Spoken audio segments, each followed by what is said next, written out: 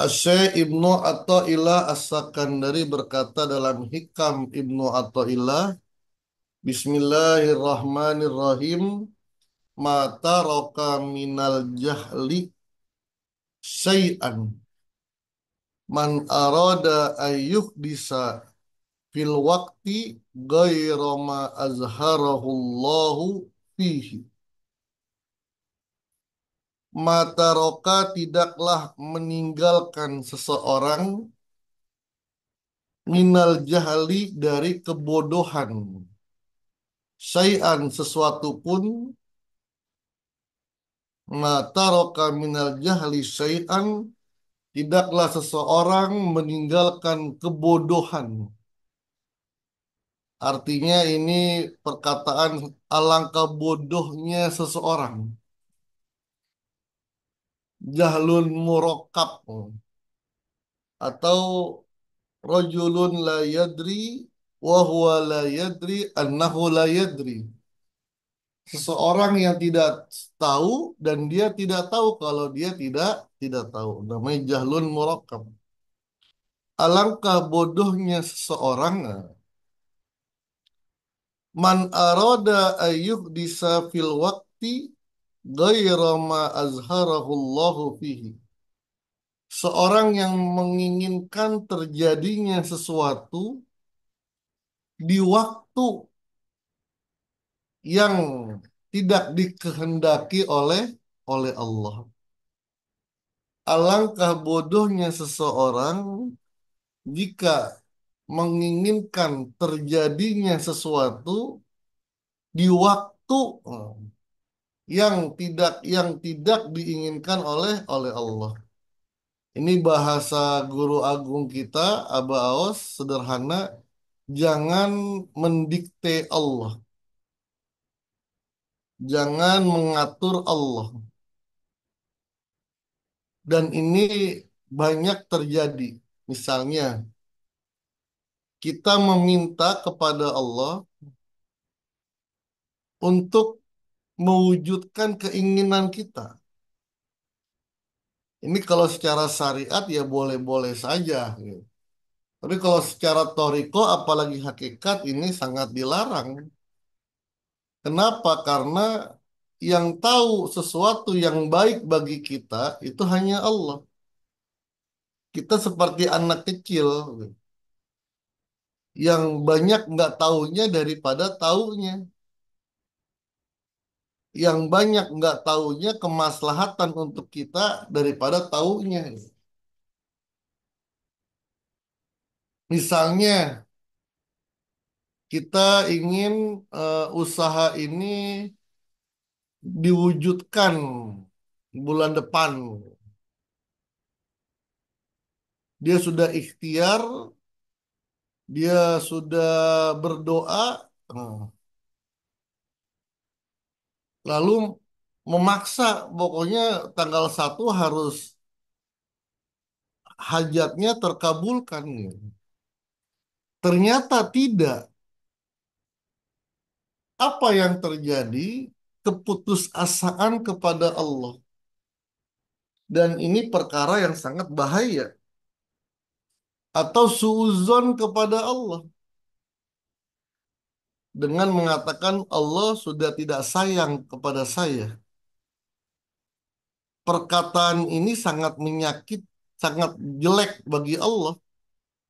Kayak anak lah, seorang bapak, seorang ibu akan sangat sakit hatinya ketika anak mengatakan ibu sudah tidak sayang kepada saya. Ibu, bapak sudah tidak perhatian kepada saya. Ini perkataan yang sangat menyakiti. Karena tidak ada orang tua yang tidak sayang kepada anaknya. Cuman terkadang apa yang dipikirkan oleh orang tua berbeda dengan apa yang dipikirkan oleh anak. Apa yang diinginkan orang tua berbeda dengan apa yang diinginkan oleh anak. Karena sesama manusia bisa saja orang tua yang salah, anak yang benar. Tapi sebagian besar, prosentasinya lebih besar, itu lebih benar orang tua daripada anak. Begitu pula Allah. Asa antaku asa ayyakunna asa antuhibbu say'an wa huwa syarrul lakum wa asa antakrahu say'an wa huwa khairul lakum. Bisa saja sesuatu yang kita sukai, tapi sebenarnya itu nggak bagus bagi kita. Atau sesuatu yang tidak kita sukai, dan itulah sesuatu yang bagus bagi kita. Siapa yang maha tahu? Ya Allah. Ini sesuai juga dengan hikam yang sudah kita baca, la yakun ta'akhurudul amadil ata'i mujiban liyasikab. Fahuwa domina lakal ijabah. Janganlah keterlambatan dikabulkan doamu membuat kamu putus asa kepada Allah. Putus asa kasih sayang Allah. Kenapa? Karena Allah sudah berjanji, domina lakal ijabah, berjanji untuk mengijabahkan doa. Cuman catatannya, fi waqtil ladzi yurid, la fi waqtil ladzi turid. Di waktu yang Allah inginkan, dan bukan di waktu yang kita inginkan.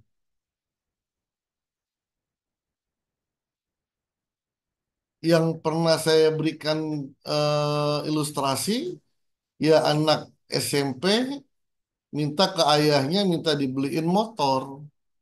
Alasannya untuk ke sekolah biar nggak naik Gojek, lebih irit. Tapi karakter ini anak gampang bergaul dan teman-temannya ya teman-temannya ya banyak yang nggak ada yang nggak baik gitu. Jadi geng motor. Itu yang dilihat orang tua bener emang lebih irit. Tapi mudorotnya lebih besar kalau dia membelikan motor. Maka ditundalah motor untuk si anak. Apa tujuannya? Kemaslahatan. Jadi kita ini dalam torikoh ini hanya ditugaskan pertama berdoa gitu. Berdoa minta kepada Allah. Kemudian apalagi dengan robito kepada Abah gitu. Dengan tawasul kepada ahli silsilah. Setelah itu ikhtiar. Jangan doa doang tapi nggak ada usahanya. Kalau bahasa Abah Anom, orang yang toriko itu bukan berarti berhenti macul, tapi harus lebih giat macul. Dan maculnya akan lebih mantap karena diiringi dengan zikir. Setelah ikhtiar dan doa ada lagi untuk melancarkan terwujudnya keinginan kita. Apa? Menolong orang lain.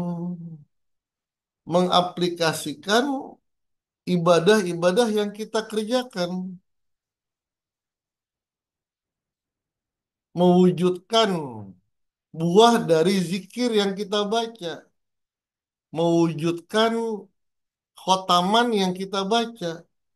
Mewujudkan sholat yang kita laksanakan. Apa? Ahlakul karimah. Berbuat baik. Yang bahasa yang paling gampang, semuanya itu ada di tanbih.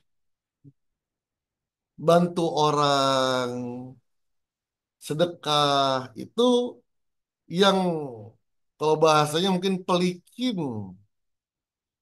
agar keinginan kita dikabulkan. Ternyata Syekh Abdul Qadir Al-Jilani pernah berkata,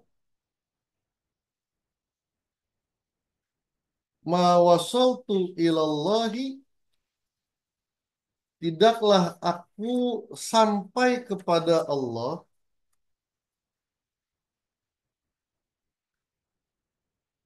biqiyamil laili wala siyami nahari, walakin wasaltu ilallahi ta'ala bil karami wat tawadu'i wassalamati sadri.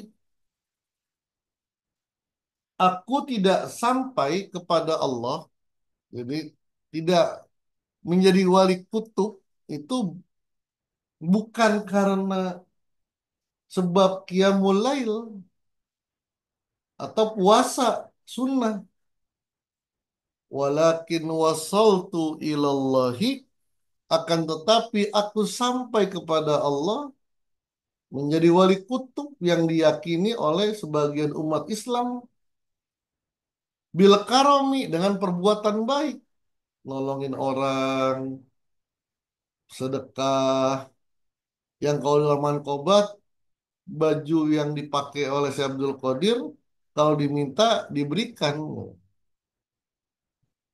diberikan. Meskipun maknanya ya bukan berarti baju secara zohir gitu. Baju itu adalah amaliyahnya, ilmunya gitu. Jadi dengan membantu orang, nolongin orang,